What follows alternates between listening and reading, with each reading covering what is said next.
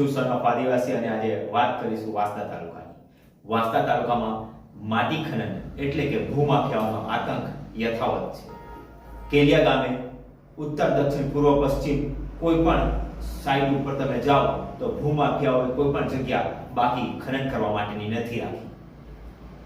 આ સંપૂર્ણ પડદાનો ફાસ જ્યારે થયો જ્યારે એક પીડિત પરિવારને તકલીફ આવી, એ પીડિત પરિવારના જમીનમાંથી રસ્તો બનાવી દેવામાં આવ્યો, કબજે કરીને જબરજસ્તી રસ્તો બનાવી દેવામાં આવ્યો. 80 મીટરનો રસ્તો રાતોરાત અંધારામાં રાખીને બનાવી દેવામાં આવ્યો. ત્યારે પીડિત પરિવારે અવાજ ઉઠાવ્યો અને સરકારને વારે ઘડીએ ચેતવણી આપી હતી અને સરકારને પણ લેખિતમાં અરજીઓ આપી હતી, પણ સરકારે કોઈ પણ કાર્યવાહી ન કરતા છેવટે પીડિતા દ્વારા ન્યૂઝપેપરનો સહારો લેવો પડ્યો, મીડિયાનો સહારો લેવો પડ્યો અને મીડિયામાં એમણે પોતે આવી અને એમણે ખુલાસો કર્યો કે જે રીતનું માટી ખનન અમારા ગામમાં ચાલે છે એ ખૂબ મોટા પ્રમાણમાં છે. જોઈ રહ્યા છો એ કેલિયા ગામની જંગલની જમીન છે. આમાં કિશોરભાઈ બુટલેગરે અમારા જમીનમાં 137 સર્વે નંબરમાં માટી અહીંથી નાખીને પોતાના ખર્ચે ઘર સુધી રસ્તો લઈ જવા માટે ખાનગી બનાવ્યો છે, સરકારની કોઈ પણ પરવાનગી વગર. એટલે તમારો જે રોડ બનાવ્યો છે તમારી જમીનમાં, પ્રાઇવેટ રોડ બનાવ્યો છે, એની મંટોળી આવી જગ્યાએથી જ ખોદીને લઈ જવા છે. ને આ જગ્યા કઈ છે? આ જગ્યા એ જ છે. આ જંગલની જમીન છે? જંગલની જમીન છે. તો ફોરેસ્ટવાળાએ કોઈ વાંધો નહીં ઉઠાવ્યો? અમે 2023માં કલેક્ટરમાં લેખિતમાં ફરિયાદ કરી, છતાં એ લોકોએ કંઈ પણ જવાબ આજ દિન સુધી આપ્યો નથી. આજ દિન સુધી આપ્યો નથી. અમને જ્યારે જરૂર પડે તો એક જ ટ્રેક્ટરની જરૂર પડે માટીની તો કલેક્ટરમાંથી કે પ્રાંતમાંથી અધિકારી દોડી આવે છે.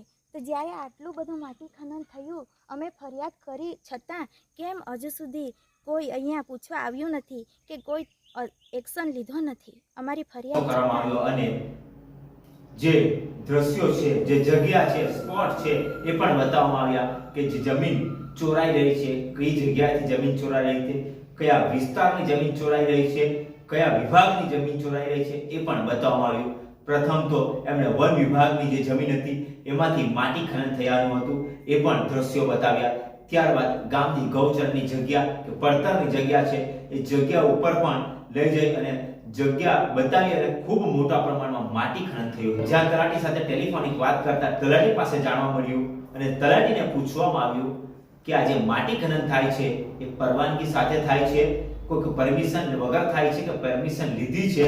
એના માટેનો ખુલાસો કરતા તલાટી સાહેબે ફક્ત એટલું જ કહ્યું છે કે આ અમે ગામજનો દ્વારા, સરપંચ દ્વારા એક ઠરાવ કરવામાં આવ્યો હતો અને અમે આ જગ્યા ક્રિકેટ ગ્રાઉન્ડ બનાવવા માટે ઉપયોગ કરીએ છીએ અને એના માટે માટીનું ખનન થાય છે, એટલો જવાબ આપ્યો. વધુ પૂછતા એમને જાણવા મળ્યું કે ક્રિકેટ ગ્રાઉન્ડ બનાવવા માટે કોઈ ઉપરથી મંજૂરી આપી છે, પરમિશન આપી છે, કોઈ ગ્રાન્ટ મળી છે? એના માટે એમણે કોઈ પણ જવાબ આપ્યો નથી અને કહેવામાં આવ્યું કે જ્યારે ઠરાવ કર્યો છે ત્યારબાદ હું એ સાઇટ ઉપર જઈને આવ્યો નથી. તમે જે દ્રશ્યો જોઈ રહ્યા છો, જે તમને ફૂટેજ બતાવવામાં આવી રહ્યા છે, જે વિડીયો બતાવવામાં આવી રહ્યા છે, એમાં તમને કયા એંગલથી લાગે છે કે અહીંયા ક્રિકેટ ગ્રાઉન્ડ બનાવવાનું કામ ચાલતું હશે?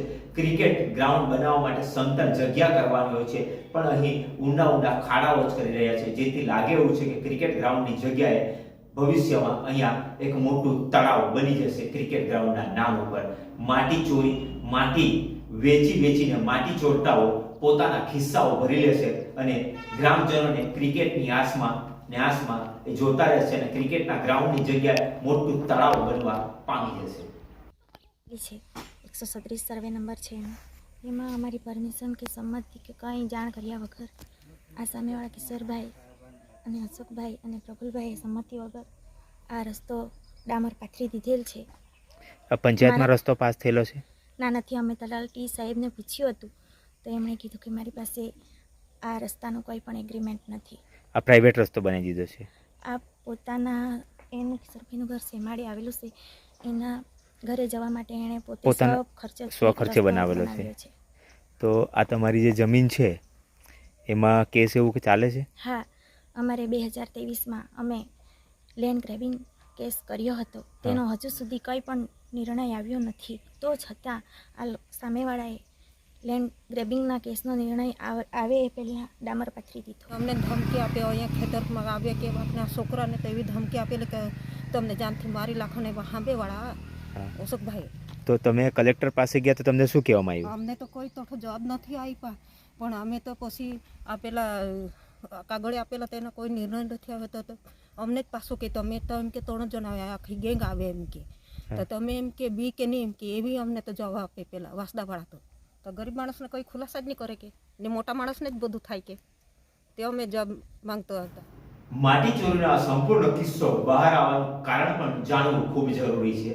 જ્યારે આ પીડિત બહેને બધી જગ્યાએ અરજીઓ આપી, કલેક્ટરશ્રીને અરજી આપી, પ્રાંતને અરજી આપી, પોલીસ સ્ટેશનમાં અરજી આપી, વન વિભાગને અરજી આપી, કોઈ પણ પ્રશાસન ડિપાર્ટમેન્ટ બાકી ન રહ્યું અરજી આપવા માટે અને એમણે જવા માટે, છતાં પણ કોઈ પણ વિભાગ દ્વારા કોઈ પણ કાર્યવાહી કરવામાં ન આવી. આ બહેનની જે રજૂઆત હતી એ રજૂઆત સાંભળવામાં ન આવી અને બહેનનું જે ખેતર હતું એમની પોતાની માલિકીની જમીન હતી, એ માલિકીની જમીનમાંથી રાતોરાત આ ભૂમાફિયા દ્વારા 80 મીટર જેટલો લાંબો રસ્તો બનાવી દેવામાં આવ્યો અને કોઈ પણ જાણ વગર, કોઈ પણ સંમતિ વગર.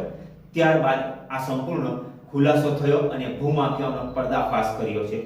માટી ચોરી અને પુરાણ કરી અને એમના ખેતરમાંથી રસ્તો ઠોકી દેવામાં આવ્યો એક જ રાતમાં.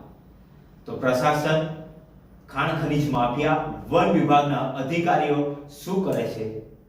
એમને ખબર નથી પડતી કે કેટલા રૂપિયાની માટી ચોરાઈ જાય છે, કેટલા રૂપિયાની રોયલ્ટીની ચોરી થાય છે, સરકારની તિજોરીના ટેક્સના રૂપિયામાં ખોટ પડે છે, એ અધિકારીઓ નથી જોતા. કે પછી અધિકારીઓને ટેબલ નીચેથી કંઈક એમનું અલગથી જીએસટી રોયલ્ટી આપવામાં આવતી હોય એવું પણ લાગી રહ્યું છે.